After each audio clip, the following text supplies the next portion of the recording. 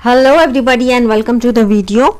आज हम लेने वाले हैं एसपी 11th स्टैंडर्ड का 8th चैप्टर कंपनी मीटिंग। इसका सेकंड पार्ट हम लेने वाले हैं। कंपनी मीटिंग्स 1 का मैंने कंप्लीट कर दिया है जो कि 7th चैप्टर में है। अब तक हमने 7th चैप्टर पूरे एक्सप्लेनेशन और आंसर्स के साथ एक्सरसाइज के पीछे जो आंसर्स होते हैं उसके साथ में कंप्लीट कर लिए हैं। जैसे ये इसके बाद में भी मैं जैसे ये वीडियो होता है 8th चैप्टर के भी मैं आपको पूरे आंसर्स दे दूंगी। ओके, तो चलिए वक्त वेस्ट नहीं करते हैं और शुरू करते हैं कंपनी मीटिंग्स 2। लेकिन प्लीज़ कोशिश करिए कि वीडियो आप पूरा अंत तक ज़रूर देखिए ताकि कोई भी इम्पॉर्टेंट चीज़ आपसे मिस ना हो जाए। और अपने फ्रेंड्स के साथ में ज़रूर शेयर करिएगा, लाइक बटन ज़रूर दबाइएगा और कमेंट ज़रूर करिएगा कि वीडियो कैसा लगा। तो चलिए फटाफट स्टार्ट करते हैं। ओके, इसके अंदर हम देखने वाले हैं types of meeting. Okay, then function secretary related with annual general meeting and distinction.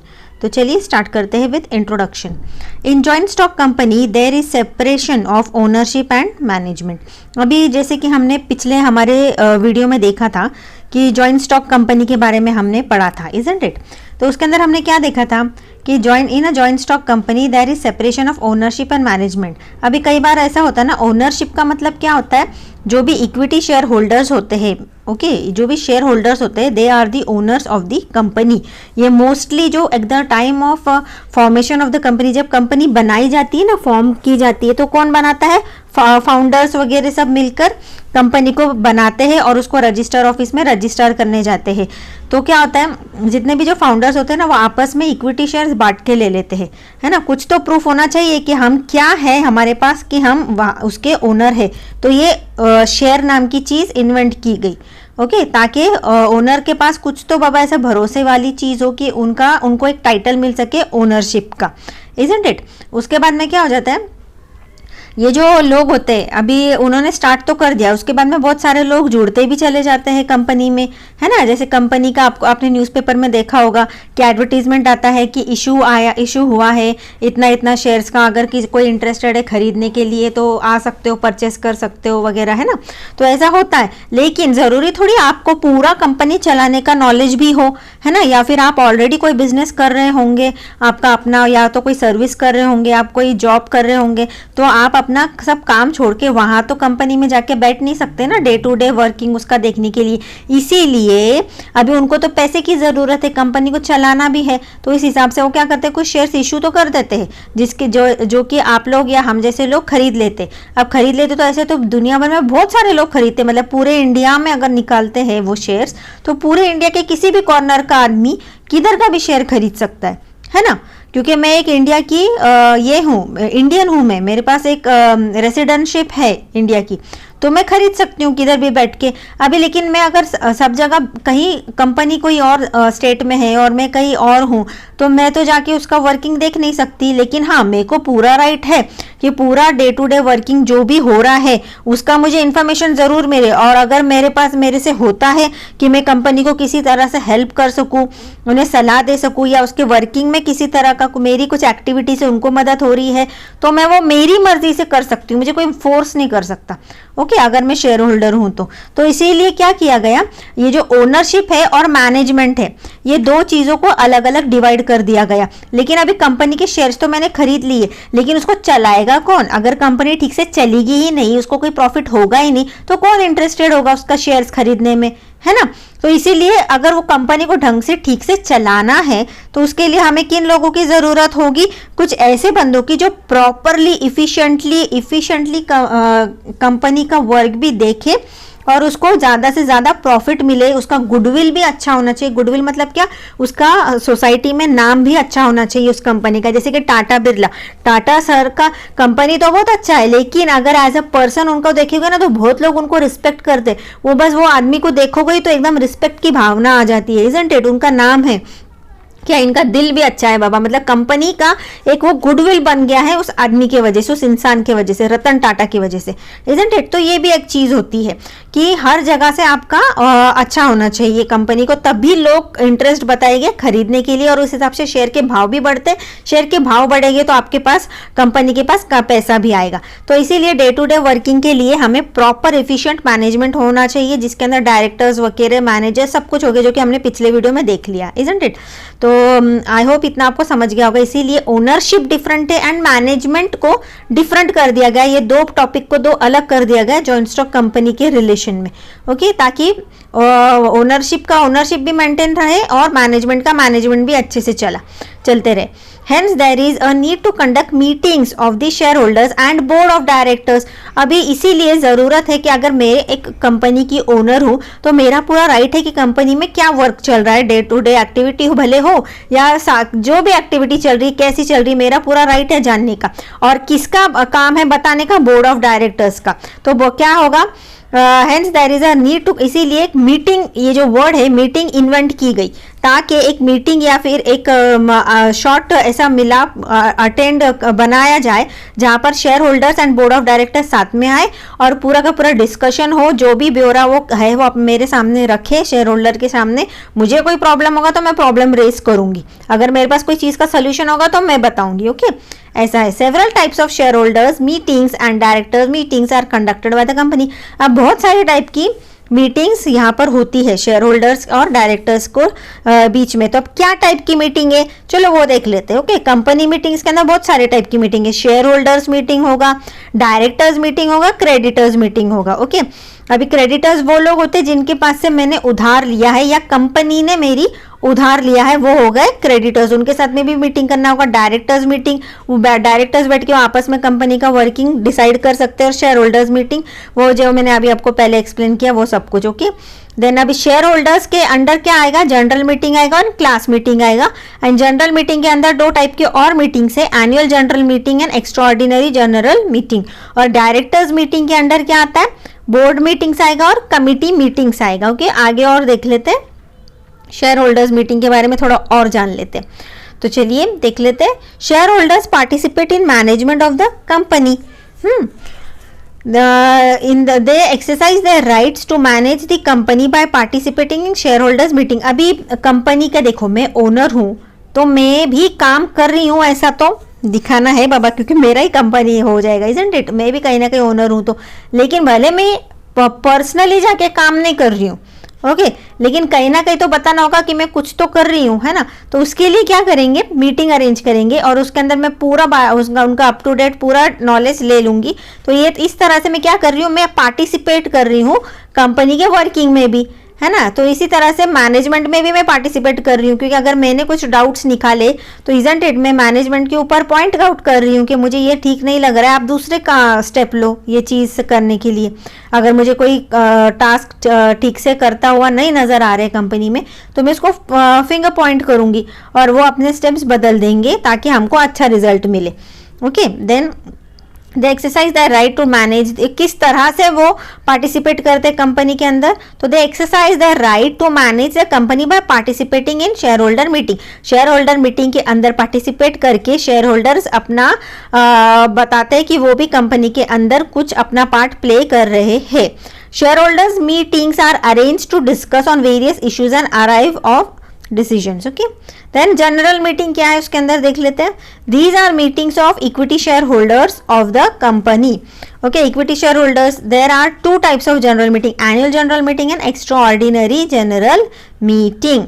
अभी एनुअल जनरल मीटिंग के बारे में देखते हैं अंडर सेक्शन 96 क्या दिया गया है। Annual general meeting is a meeting of equity share holders which is held once in every financial year. अब ये एनुअल वर्ड है ना, एनुअल वर्ड के अंदर ही आपको समझ जाएगा कि साल में एक बार होता है। ओके, एनुअल मतलब क्या, आपके जैसे एनुअल फंक्शंस होते होंगे ना स्कूल में कॉलेजेस में, तो बार बार हर महीने होते हैं क्या, नहीं, है ना, साल में एक ही बार होते हैं। तो उसी तरह से एनुअल जनरल मीटिंग भी जो है वो साल में एक ही बार होती है और उसके अंदर पूरा का पूरा ब्यौरा रखा जाता है साल भर का। ओके, और ये कंपलसरी लेना जरूरी है हर कंपनी को under section 96। Okay, and is a meeting of equity share holders, के पूरे जितने भी इक्विटी शेयर होल्डर्स होंगे ना उनको आना होगा उस मीटिंग में और उनके सामने ये सारा का सारा कंपनी का वर्किंग रखा जाता है। Purpose of annual general meeting. Annual general meeting of shareholders is held every year to review the progress made by the company during the financial year and to discuss and to take decisions on various issues. Okay, साल में एक बार उसका वही जो मैंने आपको पहले समझाया कि साल भर में जो भी उन्होंने काम क्या क्या किया है वो सब कुछ सामने रखना होगा। देन उसके अंदर डिस्कस किया जाएगा। आप क्या डिस्कस करेंगे ये देख लेते हैं। To adopt annual reports, okay, then directors report and auditors report. अभी हमारे सामने शेयर होल्डर्स, अभी आप शेयर होल्डर हो, आप गए किसी मीटिंग में, ओके, आपके सामने क्या रखा जाएगा? एनुअल अकाउंट्स रखा जाएगा। एनुअल अकाउंट्स में क्या आएगा? Balance sheet, profit and loss accounts, सभी स्टेटमेंट्स जो भी होंगे वो सब आपके सामने रखे जाएंगे। फिर डायरेक्टर्स रिपोर्ट, मतलब डायरेक्टर्स ने क्या काम किया, उनके हिसाब से क्या स्टेप्स लिए, किस प्रोजेक्ट पे कैसे काम किया, वर्कआउट किया, वो रखे जाएंगे। और ऑडिटर्स रिपोर्ट, ओके, ऑडिटर्स का काम स्पेशली कौन करता है? कंपनी सेक्रेटरी करता है। ओके, तो वो क्या करते हैं कि साल भर का जितना भी फाइनेंशियल अकाउंट्स है, वर्किंग है, वो सब ऑडिट करते हैं। ऑडिट मतलब क्या? चेकिंग करना। जैसे आप एग्जाम देकर आते हो ना, तो टीचर उसके बाद में आपका पूरा टेस्ट पेपर जो है वो चेक करती है कि सही किया या नहीं किया। तो वो सब ऑडिट का मतलब वही होता है, करेक्शन करना, चेक करना। ये हमने पिछले वीडियो में ले लिया है, ऑडिटर्स रिपोर्ट क्या होता है। देन टू डिक्लेयर डिविडेंड, अभी एनुअल जनरल मीटिंग में डिविडेंड भी डिक्लेयर करेंगे। कुछ परसेंट अगर इंक्रीज करके दे रहे हैं तो वो बताएंगे, कम करके दे रहे हैं तो वो बताएंगे, ओके, या फिर उतना ही दे रहे तो वो बताएंगे, और कितना दे रहे हैं डिविडेंड वो भी डिक्लेयर होगा। To elect directors in place of retiring director, अभी कोई सपोज डायरेक्टर रिटायर होके जा रहा है, उसके जगह पे कोई दूसरा डायरेक्टर आ रहा है, ओके, तो उसके बारे में इंफॉर्मेशन दी जाएगी। Then to appoint direct auditors and fix their remuneration, अगर सपोज कोई और ऑडिटर हमने अपॉइंट किया, CA CS, ओके, और उनको कितना सैलरी वगैरह देना है वो भी सब कुछ डिस्कस होगा। Then to review the progress and performance of the company, अभी टू रिव्यू द प्रोग्रेस मतलब एज कंपेयर टू पिछले साल हमने कितना प्रोग्रेस किया है, हमारा प्रॉफिट कितना ऊपर गया है या लॉस हो रहा है तो कितना नीचे गया है, क्यों गया है, क्या कर सकते हैं तो ये सुधर जाएगा हमारा कंपनी का कोई स्टेटस, तो वो सब भी हम डिस्कस करेंगे इस मीटिंग के अंदर। ओके, अभी legal provision, times of holding annual general meeting. First annual general meeting, अभी the first annual general meeting shall be held within 9 months of closing of the first financial year of the company, मतलब जो एकदम पहली meeting जब होगी ना company formation के बाद में, तो ये जो पहली मीटिंग होगी वो 9 महीने पूरे होते ही हमको ये एनुअल जनरल मीटिंग हमको रखनी होगी। ओके, उसके बाद में हमको डिले नहीं करना है। उसके बाद में सब्सिक्वेंट एनुअल जनरल मीटिंग, मतलब अभी फर्स्ट ईयर तो हो गया, उसके बाद में अभी अगला साल आया है, उसके बाद के साल है, तब कैसे रखेंगे हम annual general meeting? It must be held with in 6 months after completion of its financial year, मतलब फाइनेंशियल ईयर मतलब एक साल पूरा हो गया कंप्लीट। ओके, मतलब सेकेंड ईयर ऐसे समझो, पहला साल तो हम कब लेंगे? With in 9 months of closing of first financial year, मतलब पूरा फाइनेंशियल ईयर क्या होगा? 12 महीने का होगा। ओके, लेकिन हमको पूरे 12 महीने, जब हम पहली वाली मीटिंग लेंगे ना तो पूरे 12 महीने हमको खत्म नहीं करने, मीन्स जैसे 9 महीने खत्म होते हैं, हमारे 9 months खत्म होते हैं, वैसे ही हमको उसी वक्त हमको फर्स्ट एनुअल जनरल मीटिंग रख लेनी होगी। अब ये क्यों रखनी होगी यहाँ पर उन्होंने दिया नहीं है, वो इसलिए क्योंकि हमको वो कॉपी सबमिट करनी होती है रजिस्ट्रार के पास। ओके, रजिस्ट्रेशन के हम जहाँ पर करते हैं ना कंपनी का रजिस्ट्रेशन, वहां पर सबमिट करना पड़ता है, इसीलिए ये पहले 9 महीने में ही हम इसको कर लेंगे। और बाद में जब सेकेंड ईयर आएगा या सेकेंड ईयर से आगे हम लोग क्या करेंगे? उसका पूरा फाइनेंशियल ईयर खत्म होने देंगे। मतलब फाइनेंशियल ईयर कब से कब तक होता है? 31 मार्च से 1 अप्रैल तक, है ना? आप अकाउंट सॉल्व करते होंगे तो उसके अंदर ये डेट डालते होंगे, तो जैसे ही साल खत्म होता है उस हिसाब से खत्म हो जाने के बाद में आपको 6 महीने के अंदर ये मीटिंग अरेंज करनी है, मतलब पूरे 12 महीने खत्म होने के बाद में। ओके, सेकेंड ईयर से आपको इस तरह से करना है। The interval between 2 annual general meeting should not be more than 15 months, अभी बहुत ज्यादा गैप नहीं होना चाहिए, मतलब not more then 15 months। Okay, एक एनुअल जनरल मीटिंग ले ली, उसके बाद में ऐसा समझ लो कि अगली मीटिंग जो है अगले 15 महीने में ही लेना है, मतलब 12 महीने तो इसमें ही पकड़ लो, एक साल पूरा चल, एक मीटिंग मैंने अटेंड कर रखवा ली, अभी एक फाइनेंशियल ईयर खत्म हो गया, अभी अगला फाइनेंशियल ईयर खत्म होने को तो मतलब एक साल हो ही जाता है, 12 महीने, 12 से 13 14, मतलब 3 महीने के अंदर ही आपको और अगला फाइनेंशियल ईयर खत्म होने के 3 महीने के अंदर ही आपको मीटिंग रख लेना होगा। ओके, मतलब ये बताया उन्होंने, ऊपर तो कह दिया कि 6 महीने, लेकिन एक्चुअली ऐसे समझो कि 3 महीने के अंदर ही आपको आपको ये मीटिंग रख लेनी होगी, अगर आप समझे होगे मैंने जो आपको समझाया उस हिसाब से। वरना शॉर्ट में इतना समझ लो कि आपके 2 मीटिंग्स के बीच में बहुत हुआ तो 15 महीने का गैप ठीक रहेगा, उससे ज़्यादा नहीं होना चाहिए। Then extension of time for conducting annual general meeting, the register में for a reason extend time to conduct a AGM by a period not more than 3 months. However, the registrar cannot provide extension in case of the first annual general meeting.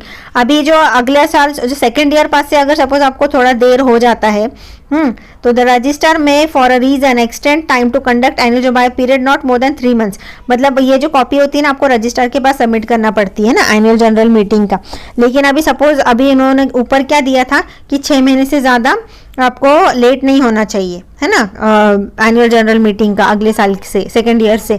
लेकिन suppose कुछ आपको देर हो जा रहा है, हाँ देर हो गई है, कुछ प्रॉब्लम है, जनरल रीज़न है कुछ, तो उसके लिए रजिस्ट्रार आपको क्या बोलेगा, ठीक है आपको और 3 महीने का मैं टाइम देता हूँ, उसके अंदर आप रख लो मीटिंग, लेकिन उससे ज़्यादा नहीं दे सकता वो।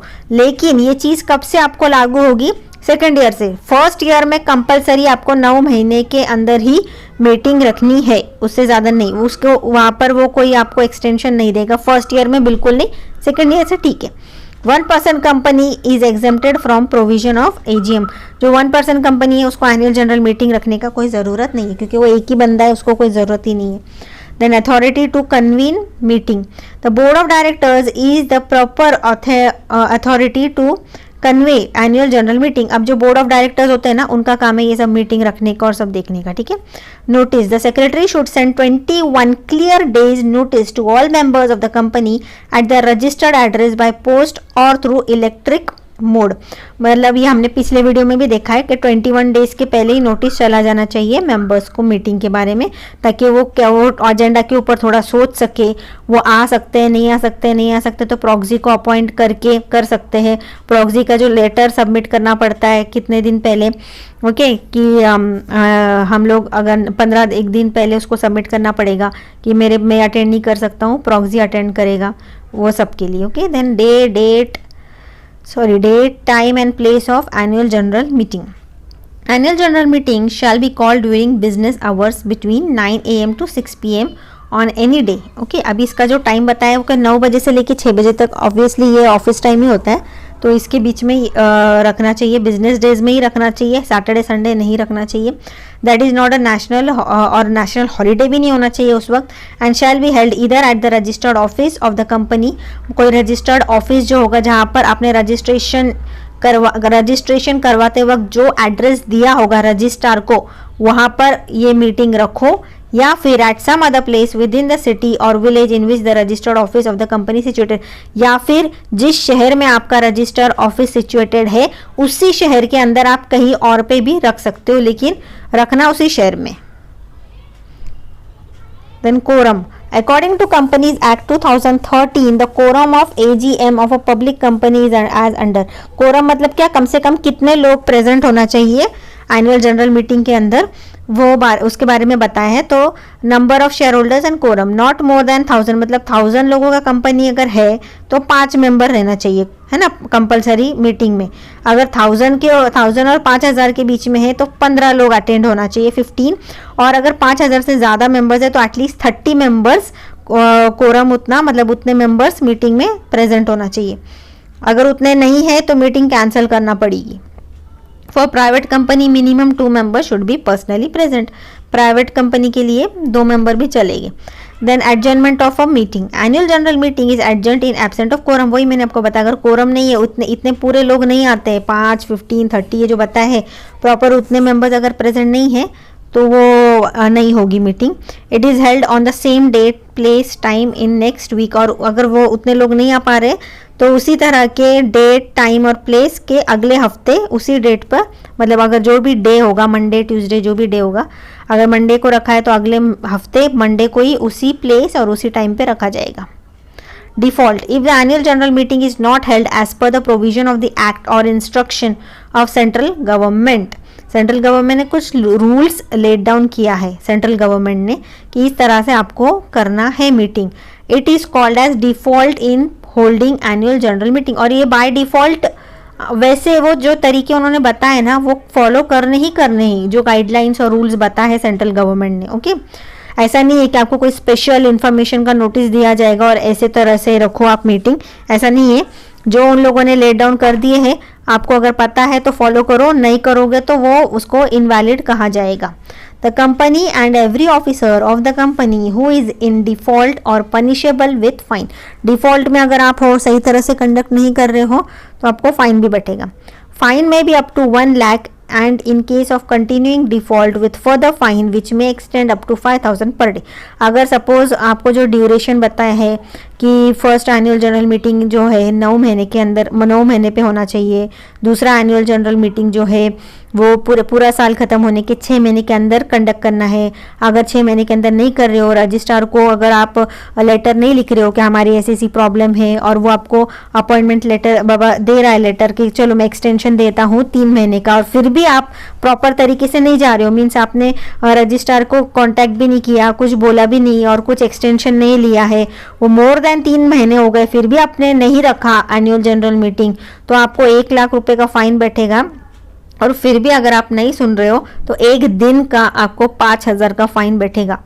ओके, जब तक आप मीटिंग नहीं रख रहे हो। Extra ordinary general meeting under section 100। अभी इसके बारे में मैं आपको अगले लेक्चर में ले लेती हूँ। ओके, वरना लेक्चर काफ़ी लंबा हो जाएगा, आप बोर हो जाओगे। तो आई होप आपको समझा हो। अपने फ्रेंड्स के साथ में सोशल मीडिया पे ज़रूर शेयर करिए मेरा वीडियो। कोई भी प्रॉब्लम हो, कन्फ्यूजन हो, कैसा लगा वीडियो, कमेंट ज़रूर करें। मैं कल आऊँगी फिर से अगला वीडियो, ये एक्स्ट्रा ऑर्डिनरी जनरल मीटिंग के ऊपर हम डिस्कशन करेंगे। ओके, चलिए bye bye, have a good day.